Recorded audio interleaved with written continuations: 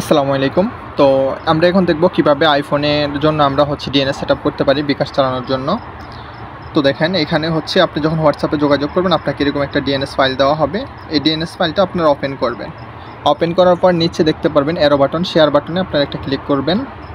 করার পর এখানে দেখেন সেভ টু ফাইল লেখা আছে। সেভ টু ফাইলে একটা ক্লিক করবেন, অর্থাৎ এই ফাইলটা আপনার ফাইলে সেভ করবেন, ঠিক আছে?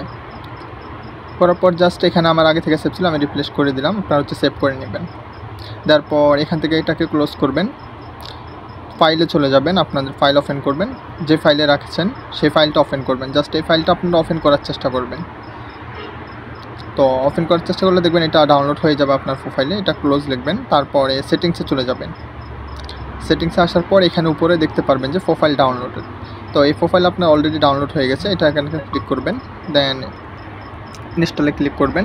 আপনার ফোনে যদি পাসকি থাকে পাসকিটা দিয়ে দেবেন, দ্যাটস ইট। ইনস্টলে চাপ দিবেন, হয়ে গেছে। ওকে, ডিএনএস সেটআপ হয়ে গেছে। এখন আমি সরাসরি আপনাদেরকে বিকাশ অ্যাপসে ঢুকে দেখাচ্ছি। আমি বিকাশ অ্যাপসে ঢুকলাম, আমাদের এই ডিএনএসটা কি প্রপারলি কাজ করতেছি না কিনা। তো এখানে আপনাদের নাম্বার দিয়ে দেবেন, পিন দিয়ে দেবেন, দিয়ে এখানে এভাবে আপনার লগ ইন করে নেবেন। সেম বাংলাদেশের মতনই একদম নিরাপদ। আমি সিকিউরিটি পারপাসে আমার এগুলো হাইড করে দিয়েছি, ঠিক আছে?